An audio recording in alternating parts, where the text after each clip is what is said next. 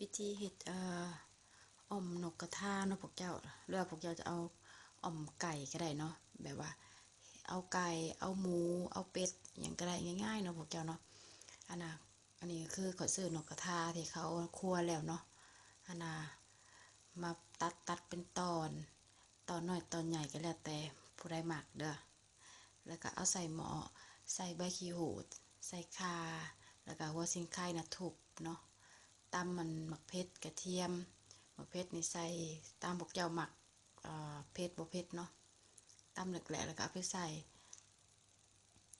อันนั้นแล้วก็ใส่เครื่องปรุงก็คือมีแป้งนัวเกลือเนาะแล้วก็ตามด้วยน้ำปลาแดก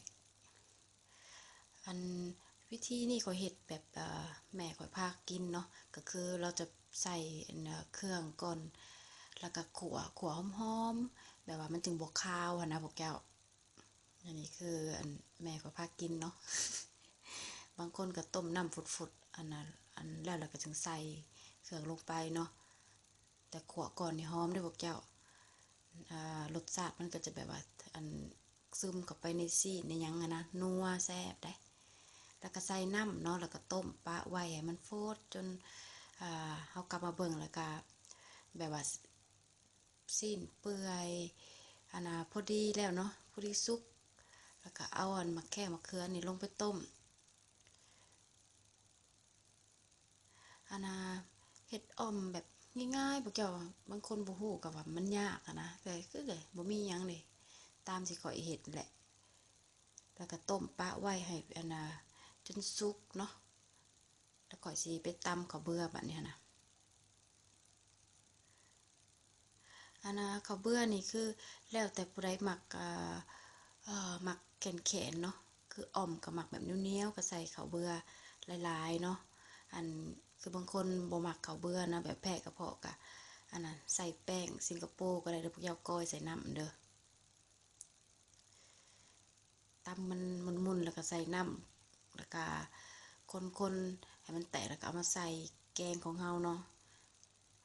เวลาเฮาใส่ข้าวเบื่อน่ะคนทั้งก้นได้พวกแก้วมันจะติดหม้อทั้งก้นได้เพราะมันเป็นข้าวเหนียวเนาะ แล้วก็คืออ่อมนี่ก็เจ้าจะแบบว่าต้มพักเละๆสุกๆเนาะอันเฮาก็ต้มปะไว้อันน่ะจนให้มันผดๆนะ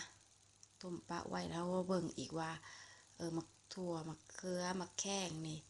เอ่อคือแบบว่าสุกตามที่เฮามักแล้วแล้วก็เฮาก็มาเติมน้ำปลาแดกอีกถ้าว่าบ่พอนะคือน้ำปลาแดกนี่ข้อยใส่อันตามบ่วงในที่ว่าข้อยเฮ็ดนี่เด้อสองบ่วงแต่บ่เต็มนะบ่วงใหญ่บ่วงตักแกงนี่แหละ